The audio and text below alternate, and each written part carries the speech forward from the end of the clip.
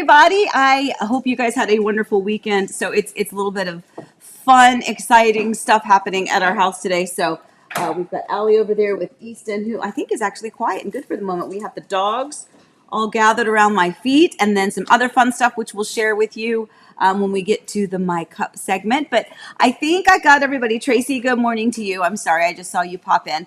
I'm also frantically trying to find a page in my book here.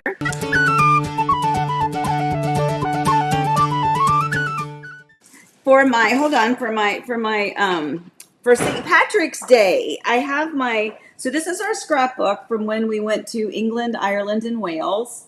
That's one of those Shutterfly books that we put together, but I don't remember the name of the place that we went to in Ireland. It was Dublin, of course, but I don't remember what the name of the pub was. So we're going to have to figure that out throughout this.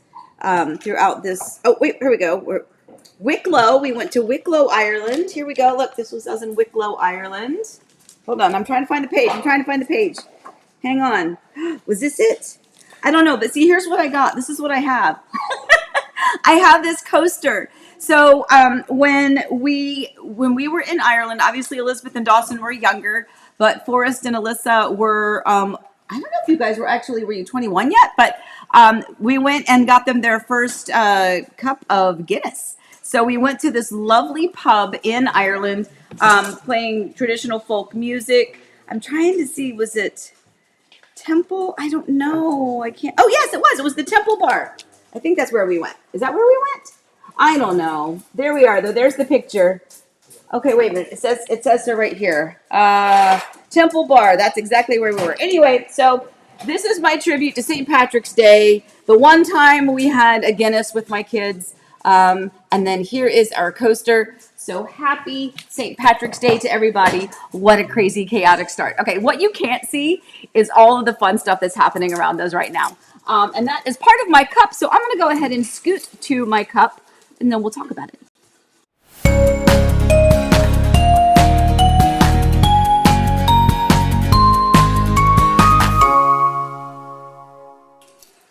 So Dawson is here. He is back from JMU, go Dukes, for spring break, but he brought with him a bunch of friends. So we are excited that we have a house full of fun and excitement. They're actually heading off to the beach today. So last minute scurry of gathering water bottles and sandwiches and snacks and all that fun stuff. I will say it's a little bit chilly here today. Of all the days this week, I think this one will be the coldest. I think it's only supposed to get to 68, which I know for a lot of you, you're like, only 68. You would love 68. But for us, it's a little chilly. But the rest of the week should be nice. But I'm so excited that he drove, 13 hours straight, I think. Ridiculous amount of driving time with some friends in his truck coming back from JMU, from Harrisonburg. Drove in straight on Saturday, and then had to go back to the airport 2 times to go pick up some more friends that were flying in, 2 different sets of flights, and a little bit of back and forth. So yesterday they had a very well-deserved day of rest and just kind of hanging out by the pool. And honestly, I'm going to tell you, it did my heart good to see that beautiful pool area get some use with some friends, people hanging out in the hot tub and swimming and playing, and the dogs were running around going crazy and having cookout and all that fun stuff. So yesterday was a really fun day. So I know I skipped to my cup is full a little bit early in this one, but I think it makes a lot of sense with all the chaos that's kind of happening around me at the moment. But anyway, so let's see who else popped in. Garrite. Okay, so Garrite, I was so hoping that you would be here because I don't know if I ever showed this to you before, but again, this is the book where we went to England, Ireland, and Wales. This is our scrapbook, and this was us. I always have to show this one because this one cracks me up. This is the picture of us. I have to get it straight. There we go. This is the picture of us when we got stranded in our rental car on the side of the road because the roads. Someone had told us when we went to not go on the interstate, to go through some of the back roads so that you kind of get a real nice view of kind of the countryside and the real landscape out there in England and Ireland on our drive actually from England down to Wales. And so we did, and thus we got stuck on the side of the road. And that picture is obviously one of my absolute favorites because as scary as it was at the time, I'm thinking, oh my gosh, there's no McDonald's in sight. I do not have a Diet Coke. I don't see a bathroom anywhere. It's just miles and miles of single tiny little roads with big ditches on either side. And sure enough, as we ended up having to back out to get ourselves situated because there was another car coming in the other direction, we backed right into a ditch. So yeah, this is one of my absolute all-time favorite pictures. As we're standing there, what you can't hear, I just want you to engage your senses. What you hear are all of the sheep bleating in the background. They're just you just hear it all just echoing around. And it was honestly, it was kind of one of the best memories of our whole trip. Once we got home and we got safely back where we were going. Okay, anyway, so good morning. Who did I miss? I don't know if I missed anybody over here. If I did miss you, know that Elizabeth, that's exactly right. All I can hear in that picture, all I hear is Eric saying bye to the sheep as we're waiting for help. Yes, that was really funny. Anyway, all right, what a crazy start this morning. So let's get ourselves going to our brewing topics, shall we?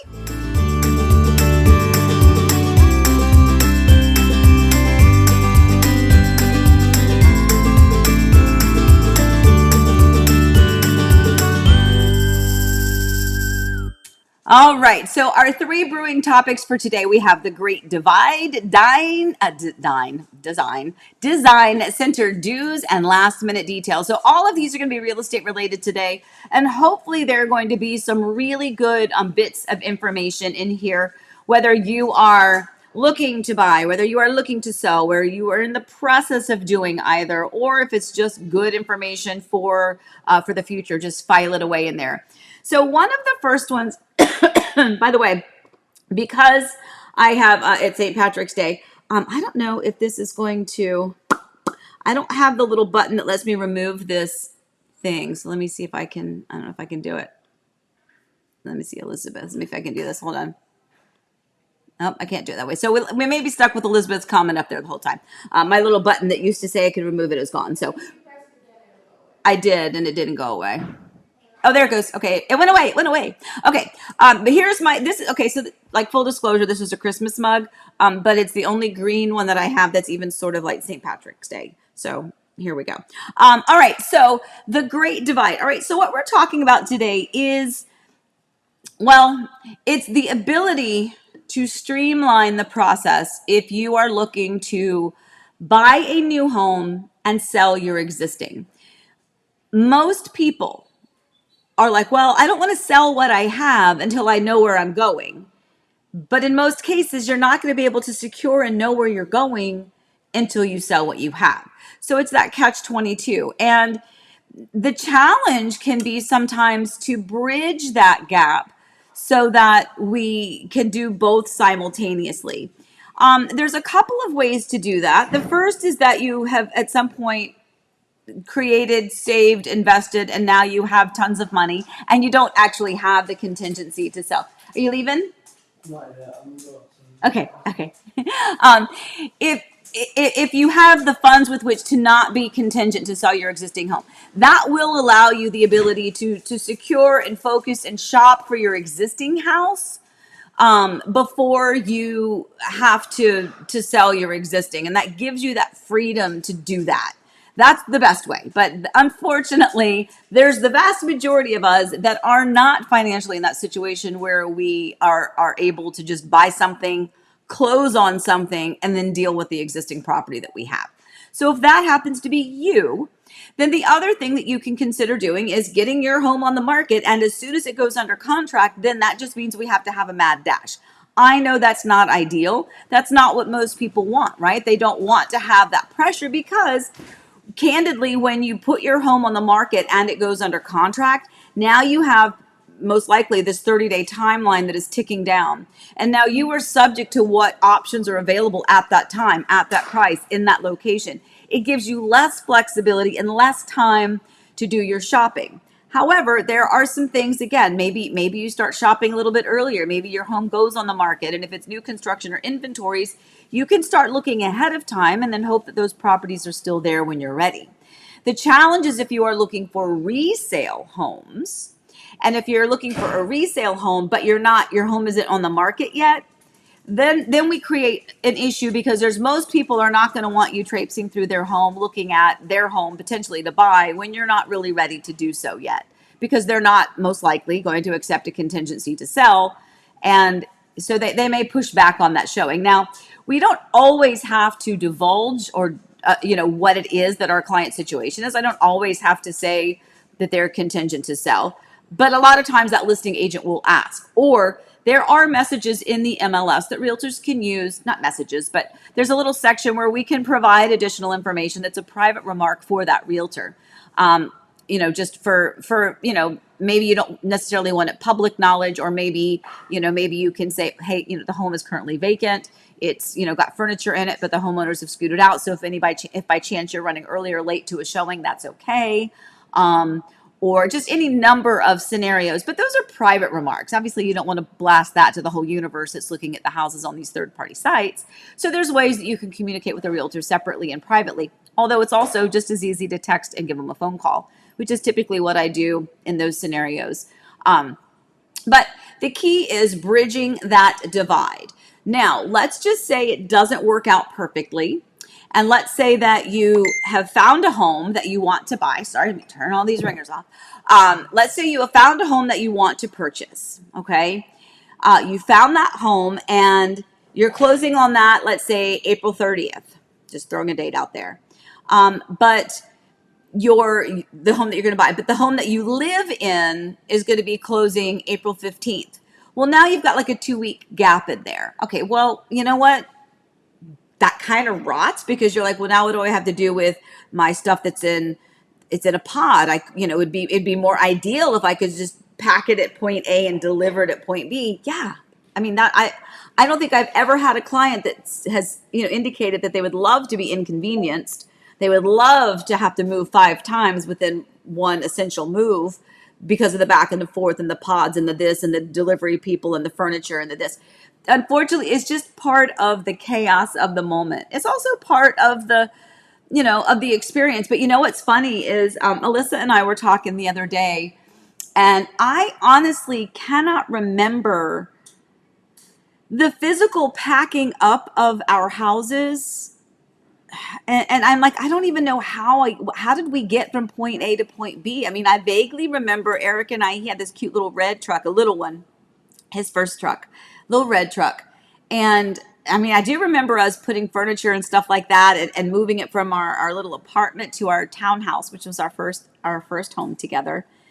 But then when we moved from the townhouse to our house, I don't remember the actual packing up of things. I don't remember the actual, did we get movers? Did we do it ourselves? Did we have friends that came and helped us?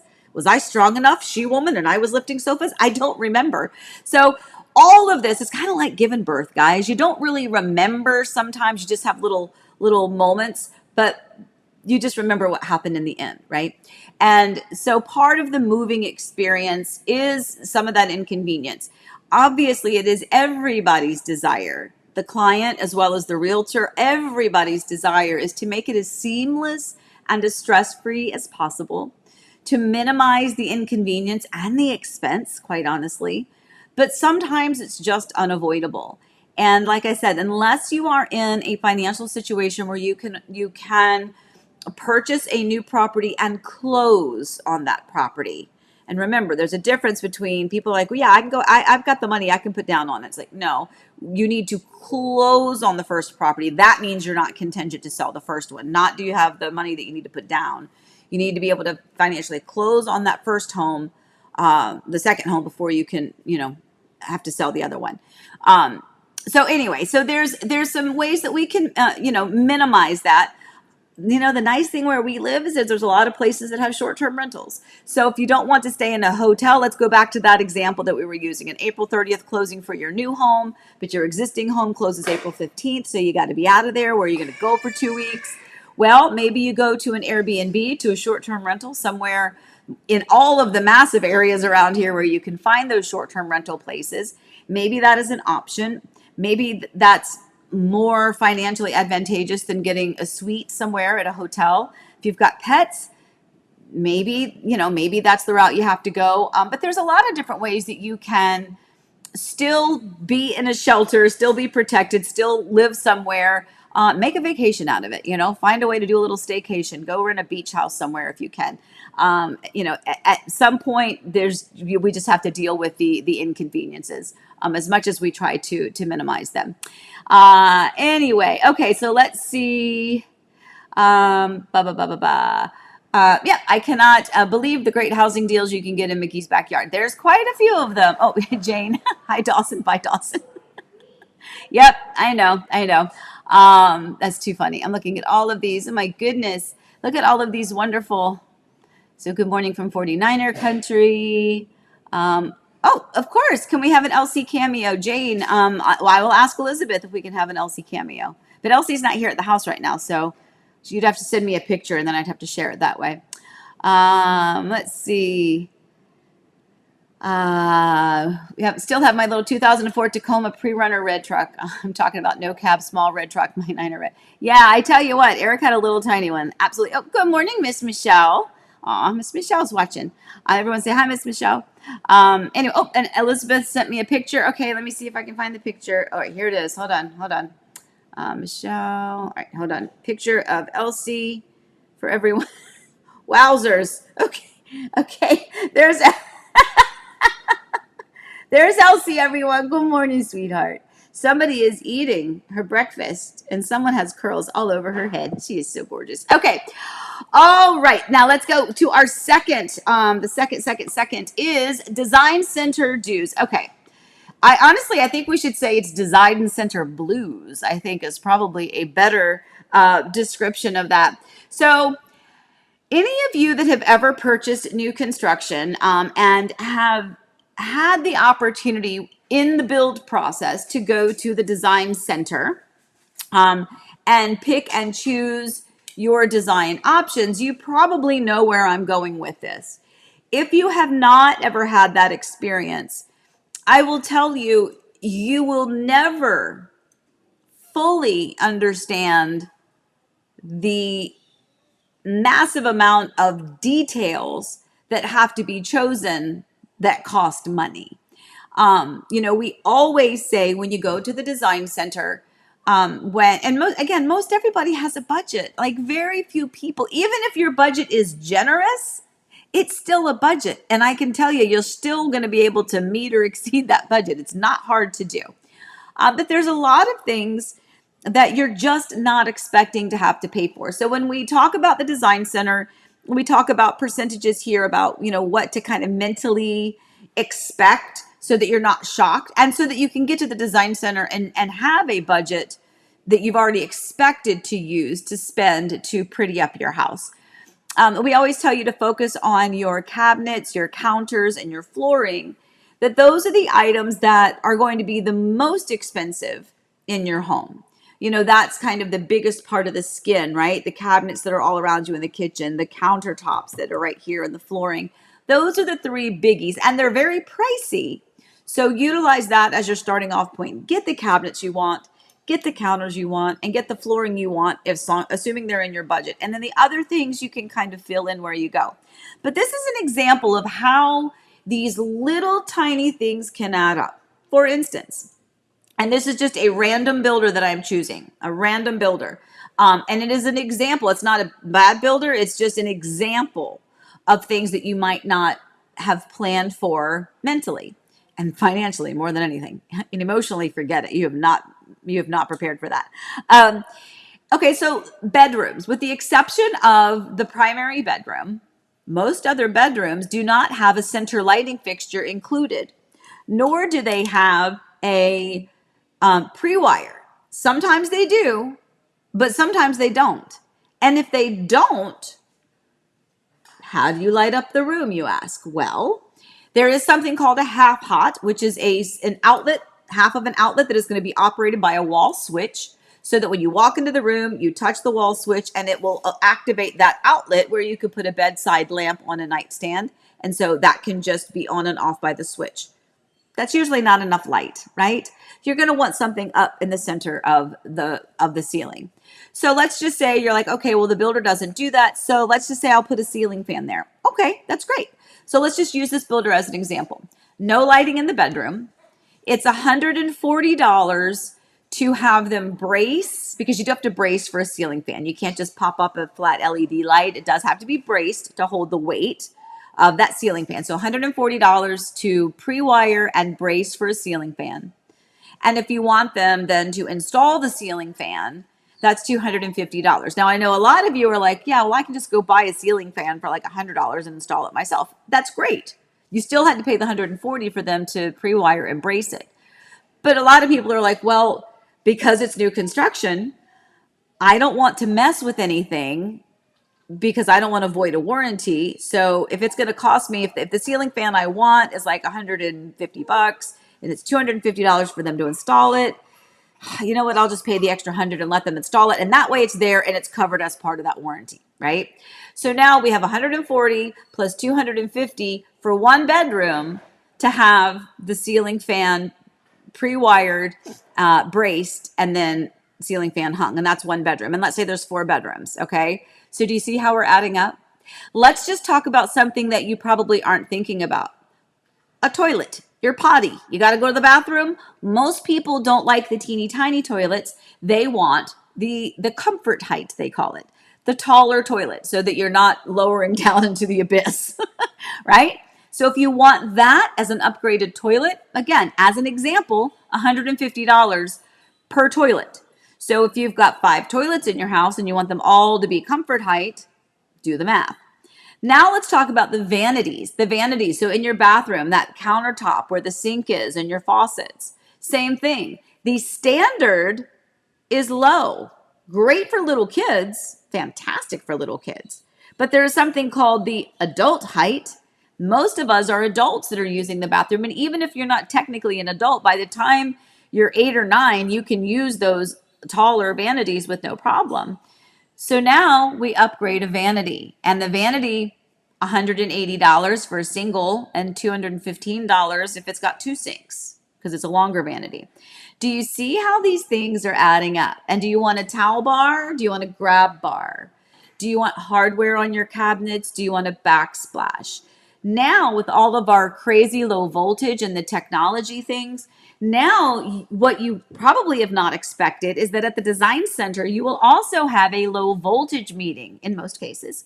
And that's going to be the opportunity for you to add, let's say you want home automation. Let's say you want a home entertainment system and you want surround sound.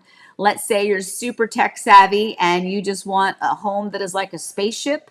That's going to cost you money. For instance, if you have a regular electrical outlet, we're just going to use your bedroom as an example. Getting into your bedroom. Okay, so you're in your bedroom, you have a nightstand beside you, and there's typically an outlet somewhere near your nightstand. A typical regular receptacle. 2 little outlets, plug, plug.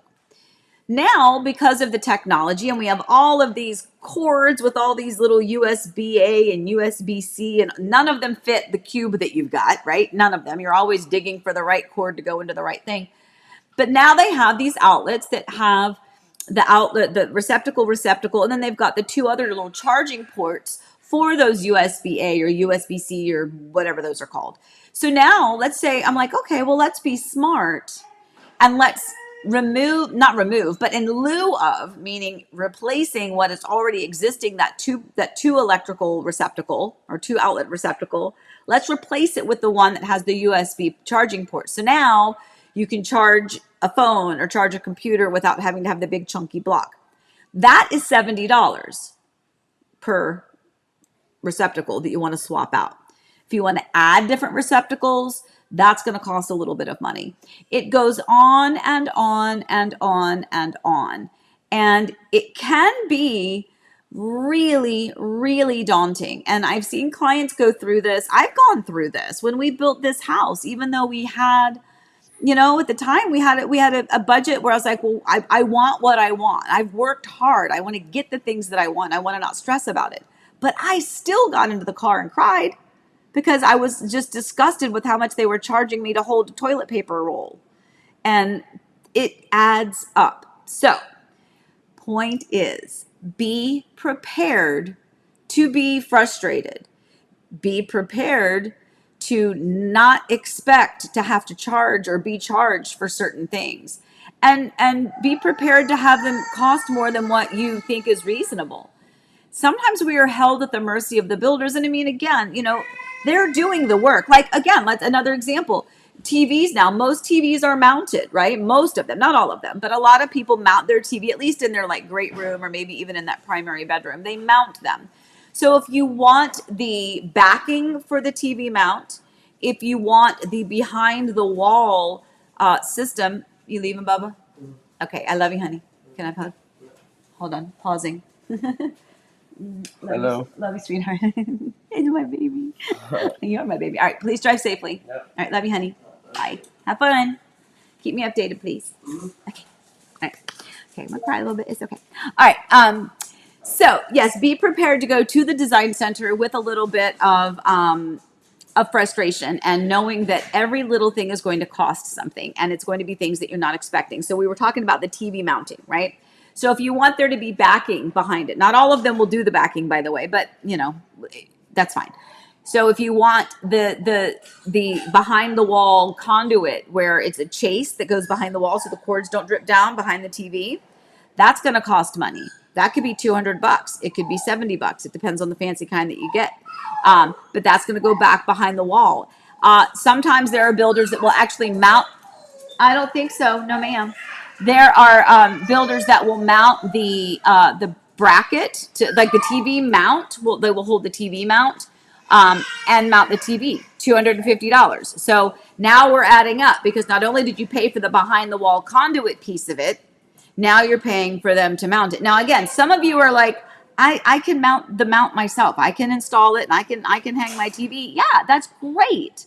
That's fantastic. But not everybody has that ability. And so sometimes you're like, yes, it would just be easier if the builder did it because again, now I know that theoretically it's been done properly by a person who can do it in 5 minutes with the proper tools, as opposed to me or the average Joe Schmo out there, you know, cussing, trying to find the right tools, not be able to find it, trip to Lowe's to go find the right tool, only to come back and find it was in the drawer to begin with. And there's a lot of stress and frustration there. So keep those things in mind. So for all of you, and I know I saw Pam commented a minute ago about, oh, yeah. This is, yes, Gary Wandry. Yes, exactly. Under cabinet lighting was too expensive and he passed. So under cabinet lighting, as an example, because I've been looking at a recent design center list, and because I wanted to talk about this segment, and we're going to do a video at some point, so I wanted to kind of get an idea of some things.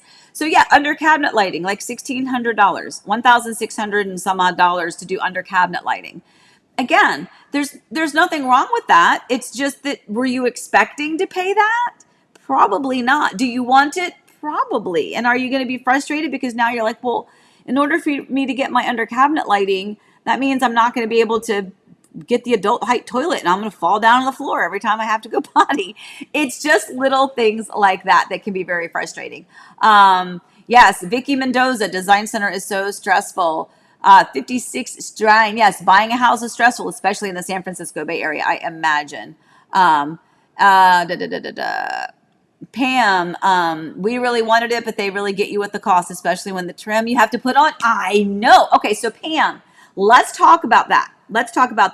So I don't know if this is exactly what Pam is talking about, but I'm sure it'll hit on it at some point. So your cabinets, you upgrade your cabinets, but then you also sometimes have to pay for the crown that goes around the top of the cabinet, so you don't just have a flat cabinet. You're not expecting to pay for that. You're thinking that you're going to have a finished off cabinet, right? No, my friends, the cabinet is typically just a cabinet. If you want the crown that goes on top of it, the little piece of molding on the top to finish it off, that's more money. It could be like $800 according to the one that I was looking at recently. I'm like, oh my gosh. And actually it was like $895, I think. Now, again, keep in mind that a lot of these numbers that I'm throwing out I've been looking at a specific builder in preparation for a design center video that we're going to be doing. So I'm trying to get some numbers in my head. But it also is going to depend on the kitchen and the cabinet configuration, because you could have a very small kitchen and so those costs might be minimal, or you could have a really big expansive kitchen and all of a sudden that cost is a little bit more exorbitant than you thought. So the other thing though, now I'm back to kind of Pam and Gary, we're talking about the under cabinet lighting. So there is now this thing called a light rail that you can add at the bottom of your cabinets. So if you have them install the under cabinet lighting, now keep in mind, here's a tip for you. If you go to the design center, ask what kind of under cabinet lighting they are installing. Are they doing the LED strip Or are they doing the chunky ones that they just mount up underneath? Because there's two builders out here do them differently. One has a big chunky thingy up there. Actually, a couple builders have the big chunky units that sit up there. And then like we have the LED light strip that's underneath of ours, but the builder installed it. It is hardwired in. And I have above cabinet and below cabinet lighting in my kitchen. Both are with a switch. So I can do the ups, I can do the downs. I can do them both, I can do neither. But it's all wired in. But double check that. But the light rail. So now let's just add one more piece to the puzzle. If you decide that you want under cabinet lighting, if it is the chunky kind that they put up there, there is something that they offer called a light rail, which is another piece of cabinet trim that goes at the bottom of your cabinet to help minimize visibly the chunky under cabinet lighting piece. Okay. Now, we have LED lighting, a lighting strip. I did not add the lighting strip, and here's why. The lighting strip, depending on your builder and depending on all sorts of things, that little strip can be this big, like just a half an inch or an inch, or it could be kind of chunky. And I've seen the ones that are chunky because they're trying to cover up. Because if I'm sitting here at my kitchen and I look over here at my cabinets, right now, I do not see the LED strip lighting. I can't see it because it's flat and it's up underneath the cabinet. But if it was chunky, I would see it.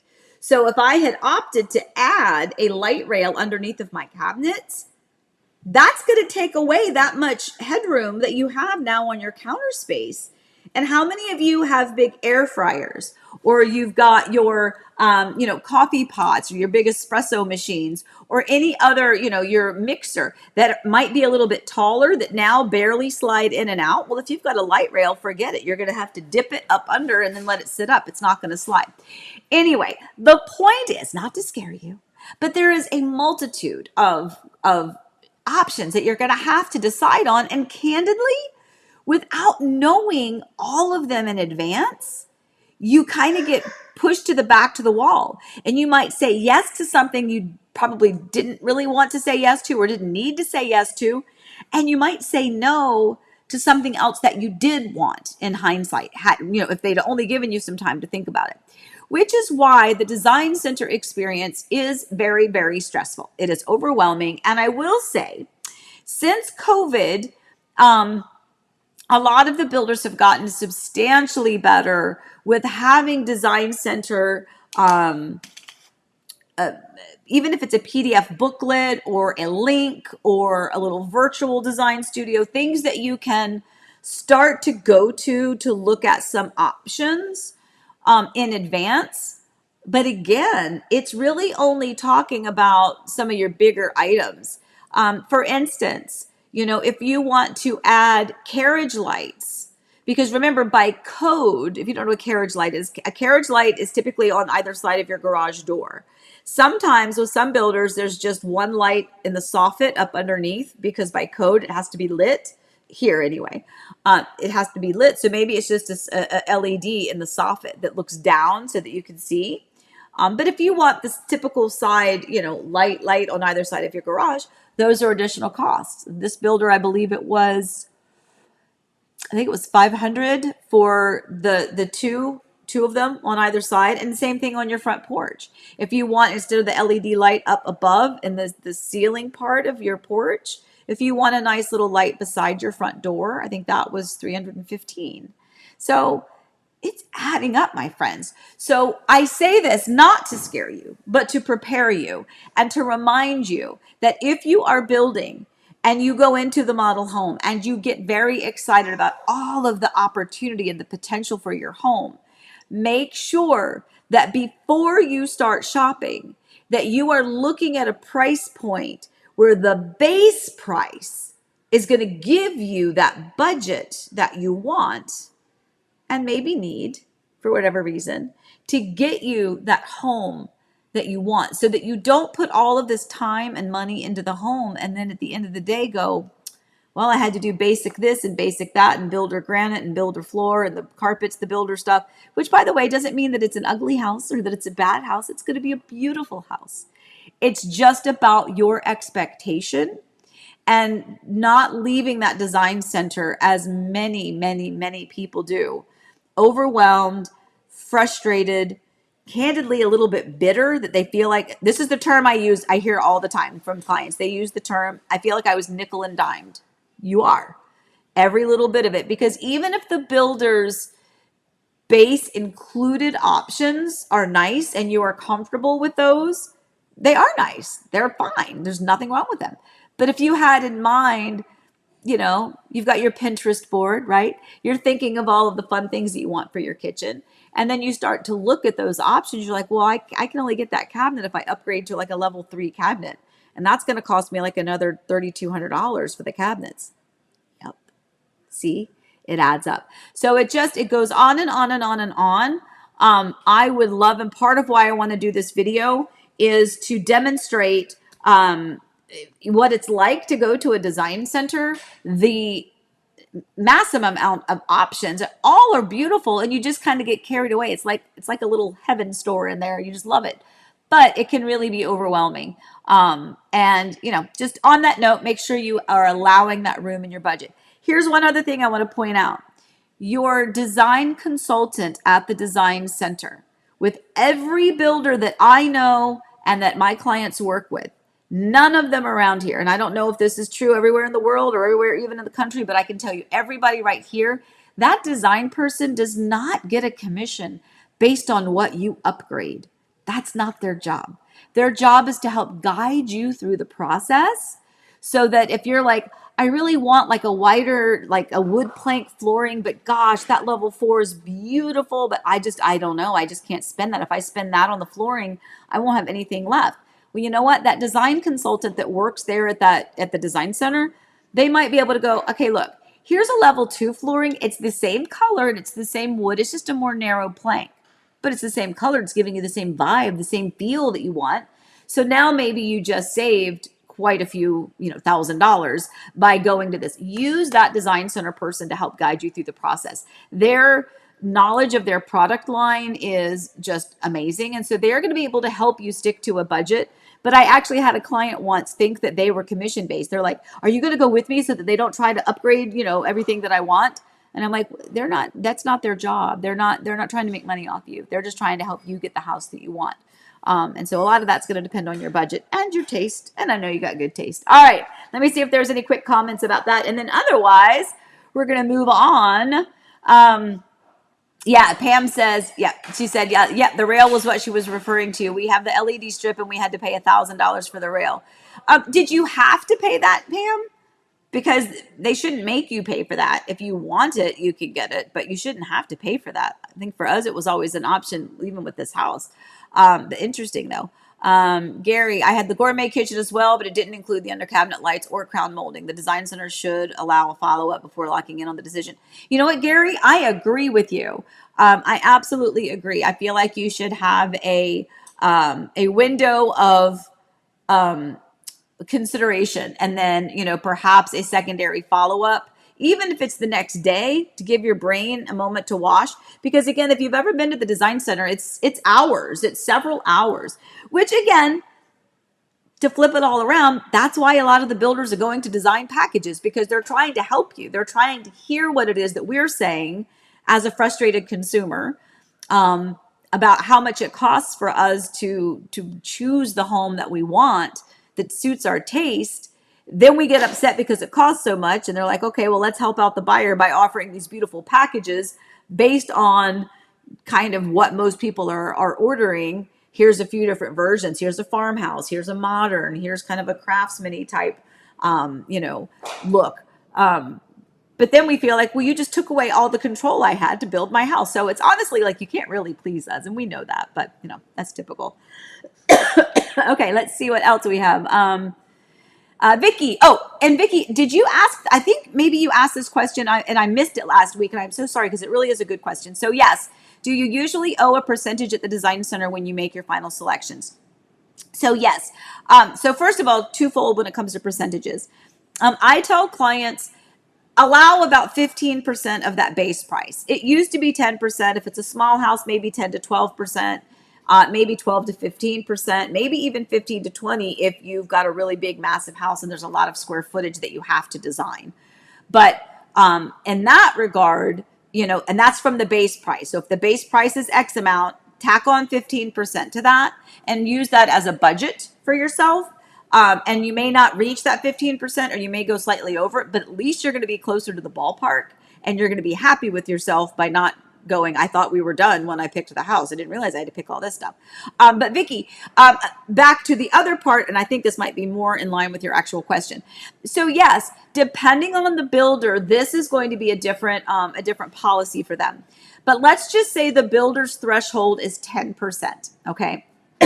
So, and by threshold, what I mean is if you're purchasing a home, whatever that home is, take 10% of it and you get that much money that you spend at the design center without owing them anything else. They're going to expect that you're going to put 10% in. That's going to keep the home manageable when it comes to appraisals. They're not going to have any issues. Anything above that 10%, let's say you spend 15% at the design center.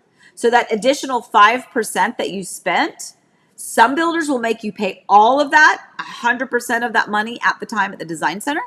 Some of the builders will want you to pay 50% of that overage. So let's just to make it easy math, let's just say you go $20,000 over your 10% threshold. There we go. $20,000 over your 10% threshold. So for some builders, they may say you went 20,000 over, so we need 20,000, please. Now, some builders may say you went 20,000 over that threshold, you owe us 50%, so please pay us $10,000. And in some ways, that is because you are putting more into your home, you are putting more expensive items into your home, and it's also a way for the builders to secure the fact that, what happens if something goes wrong in your home and they're stuck trying to sell a home that had your design options in it, and that does happen quite a bit. So that's just a way for the builders to help protect themselves. It also helps protect when it comes to the appraisal aspect of it. So hopefully that answered your question, Vicki. But that was a really good one. Thank you. And I think you asked one, or somebody asked one last week that was very similar. Debbie says, I'm not sure all builders are the same. This was 6 years ago and the price was not too bad for all that was included. So it really does depend, because remember, your builder is going to give you, you're going to have, I shouldn't say you are, but and everything around here, you'll have your oven, you're going to have your stove, you're going to have a microwave, you're going to have your dishwasher and a garbage disposal. So you're going to have faucets and running water, right? You're going to have light switches. You're going to have cabinets. You may not have hardware on the cabinets. You're going to have a counter. You may not have backsplash behind it, but you're going to have a house that is, you're able to live in. You're going to have some fixtures, some lighting fixtures in the home. Those are going to exist. It's just a matter of, do they exist everywhere you want them to exist and where you expect or need them to exist? And is that something that you can change out later? There are a lot of people that are like, I don't need to upgrade anything. What's the basic stuff that's included in the home? I'll take that. But again, as a reminder, in most cases here, the builders include carpet everywhere, even in your dining room, with the exception of the wet areas, which is going to be your kitchen, your laundry room, your bathroom, and like your foyer. Those areas is usually going to be some sort of a ceramic tile standard. That's included.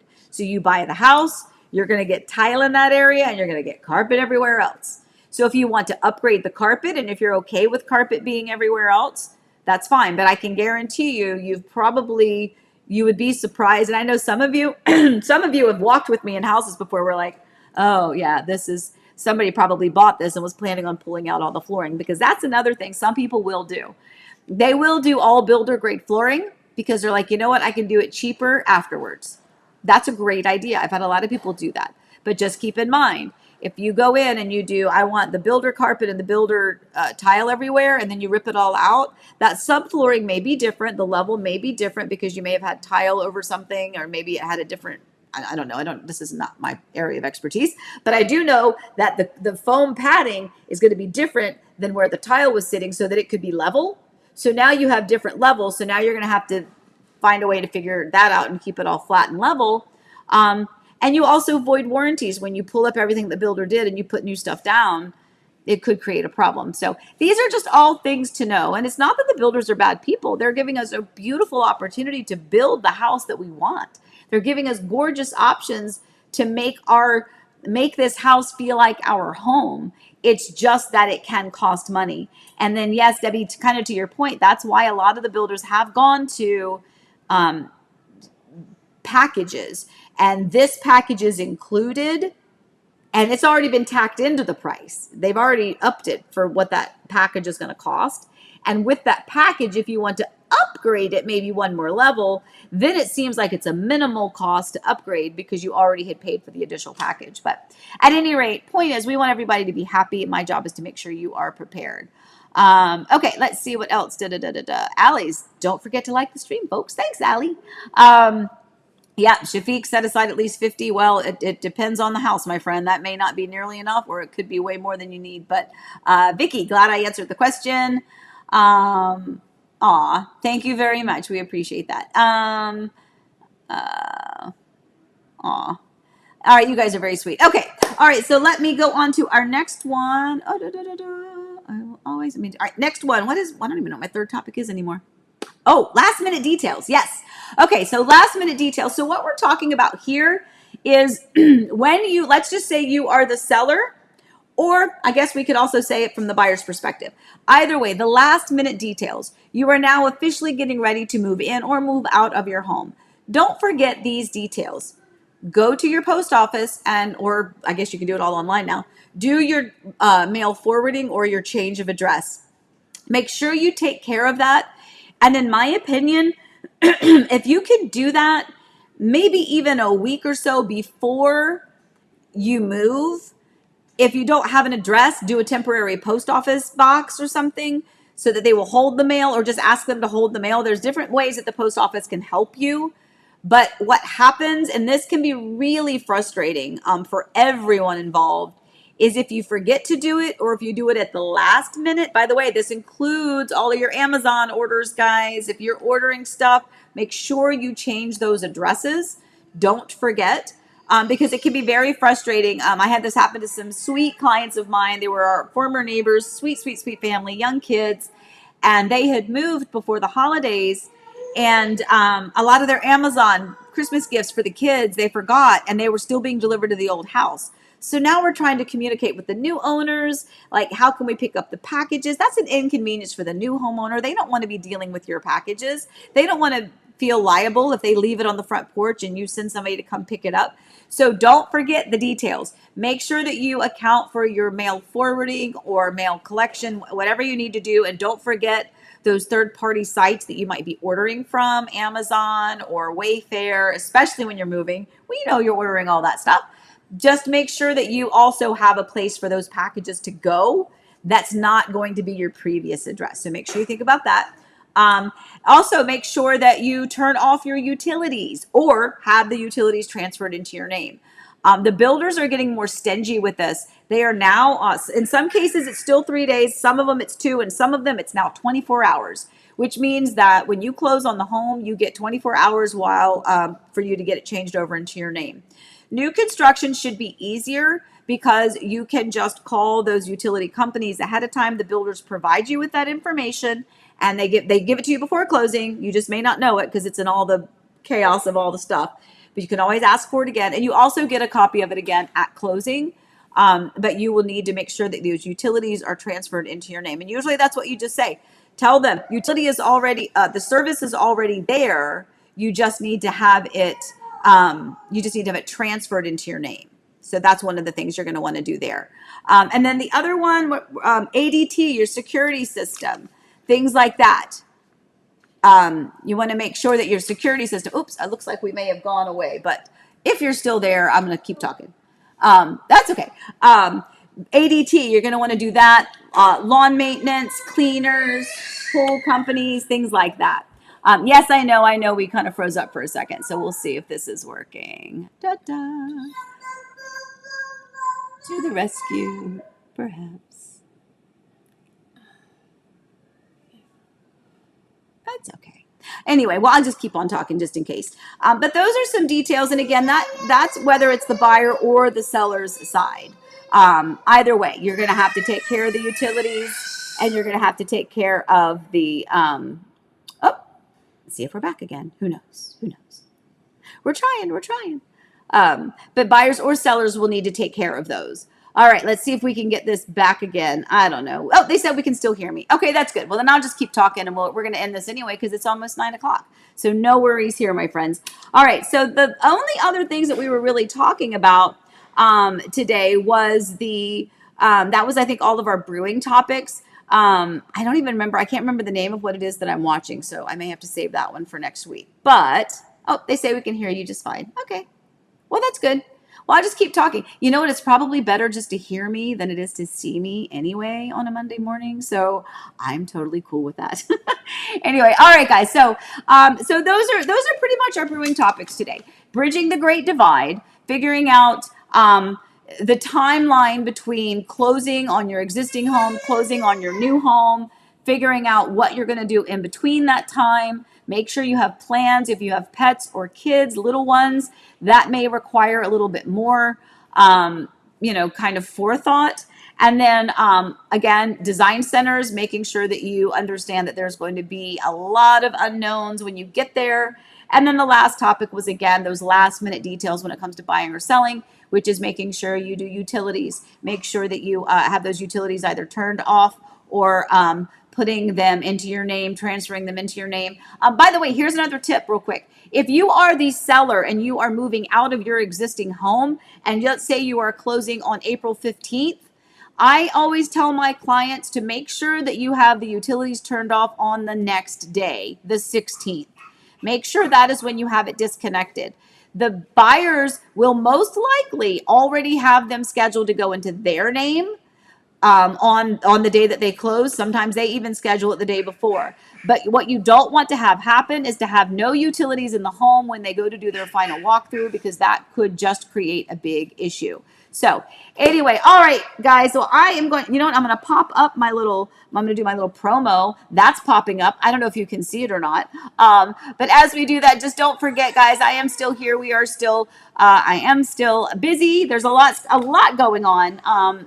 Market is very busy right now. There's a lot of people selling. There's a lot of people that are buying. It's just a matter of a lot of inventory. So, you may have a house that's on the market. It may sit. It may not have a lot of activity, or you could have a home on the market that goes in a couple of days. There is no rhyme or reason for that. It's just who are the buyers that are out there, and do you have what it is that they're looking for? All right, guys. So as I get ready to head on, because I've got appointments today, we've got some fun stuff happening for some clients doing their new homeowners orientations this week. Lots of closing. So I'm going to have to go to wishes. I might, let me see if I can do wishes. Let's see.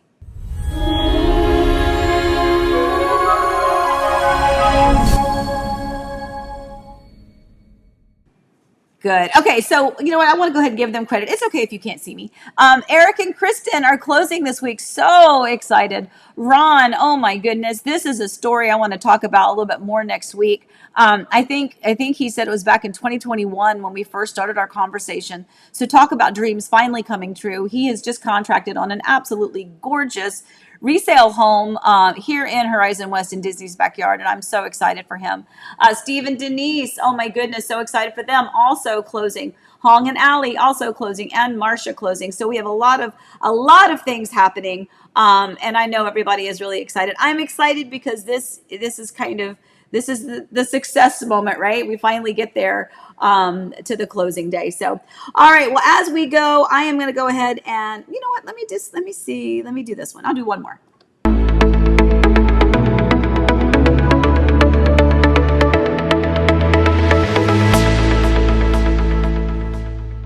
All right, last one for the day, I promise, and then I'm going to scoot out. Okay, so I just started watching this, and I am hooked.